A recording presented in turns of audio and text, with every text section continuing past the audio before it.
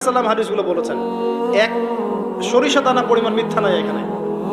এখান থেকে বলতে যাচ্ছিলাম, দোয়া কবুলের অন্যতম একটা উপায় হচ্ছে আপনি কোনো ভালো কাজ করেন গোপনে, যেটা আল্লাহ ছাড়া কেউ জানে না, ওর ওসিলা করে আপনি আল্লাহর কাছে যান, দোয়া কবুল হবে ইনশাআল্লাহ। আরেকটা অপশন হচ্ছে আল্লাহ পাকের যে নাম এবং সিফতগুলো আছে এগুলোকে ওসিলা করে দোয়া করা। যেমন, আল্লাহ তোমার রহমান নামের ওসিলায় আমি তোমার কাছে দয়া চাচ্ছি, তোমার আল গফুর নামের ওসিলায় আমি ক্ষমা চাচ্ছি, তোমার আর রাজ্জাক নামের ওসিলায় আমি রিজিক চাচ্ছি, ওয়াহাব নামের ওসিলায় আমি সন্তান চাচ্ছি, ইত্যাদি। কথা কি বুঝতে পারছেন? যে নামের সাথে যে বিষয়টা যায় এটা ওসিলা করে আপনি দোয়া করলে ইনশাআল্লাহ তাআলা আপনি আপনার ফলাফল পাবেন। আর একটা সবচেয়ে বড় অস্ত্র শিখিয়ে দিচ্ছি, এটা আমি কাউকে শিখাইনি আজ পর্যন্ত, আজকেই প্রথম।